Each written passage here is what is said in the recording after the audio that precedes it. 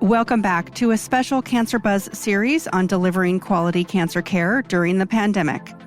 In August 2020, Quest Diagnostics reported a sharp decrease in diagnoses of the 6 most prevalent cancers, nearly 50%.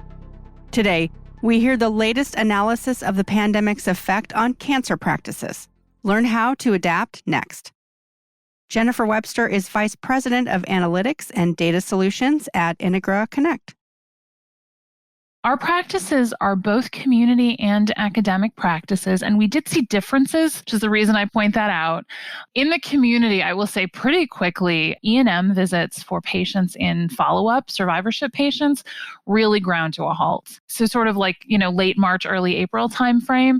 But we looked separately at chemotherapy visits, and generally in community practices, those chemo visits kept happening. The patients who were on chemo kept getting their chemo. We know they changed workflows and things like that, but the visits still kept happening. The academic practices were a little bit different. They were more likely to actually lower their chemo visits initially, as well as their E&M visits. But as COVID kind of soldiers on, we've seen the academics bring their patients actually physically back into the location faster than community practices on average have done, right? There's an exception to every rule.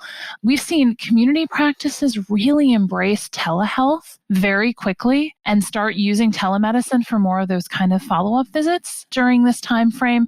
And what about the impact to clinic and hospital consults? We've seen some resurgence of those, I think, as people have gotten used to how to move around the world in a pandemic. The resurgence has been higher in academic practices. Community practices have really held on to telemed. On the hospital consult side, it's been really similar. If you're an academic oncologist and you work in a hospital-affiliated practice, you're probably visiting your patients in the hospital again and billing those consults. We really aren't seeing community oncologists in our data set really heading back into the hospital in large numbers. I'm sure it's happening in some places, but generally those hospital consults are way down across the board, although that could also be because we believe hospitalizations in general might be down a little bit for cancer patients also, so we may be picking some of that up in our data. Let's talk about patient levels. How has the volume changed, and how do you think that it will continue to evolve as this population adjusts to the new normal for now and then the post-pandemic environment? I think that it's a really interesting question, and we're doing a ton of work right now around this question. Our existing patient volumes have actually held really steady. There's even some indication that chemotherapy might be up. Perhaps social distancing in a pandemic is helping to drive off things like neutropenia. We're keeping patients on chemo better because we're actually seeing chemotherapy admins up a little bit among established patients. New patients, however, are way down. And that probably has to do with the rest of the care delivery system kind of shutting down for a while, right? Biopsies weren't happening, mammograms weren't happening, colonoscopies. And so we're at a position now where that funnel of new patients coming into an oncology practice isn't there. And we don't think it's that patients aren't getting cancer, right? We're not finding them. So one of the things we have started to see just recently, and we've kind of been waiting for it to hit, is we think that we may have now missed enough new patients that we're starting to see the total patient population in practices come down.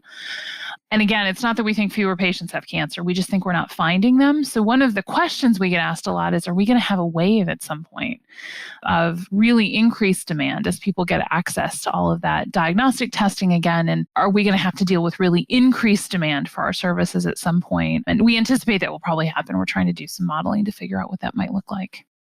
How do you think the future of oncology will be impacted? And how does your analytics show this?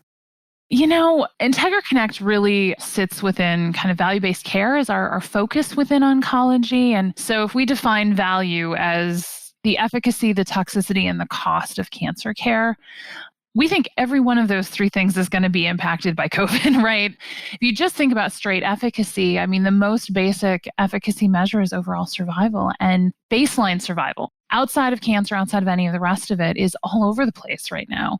If you live in New York City, they've seen in New York City 200% the estimated death count so far. Twice as many people have died as expected so far this year.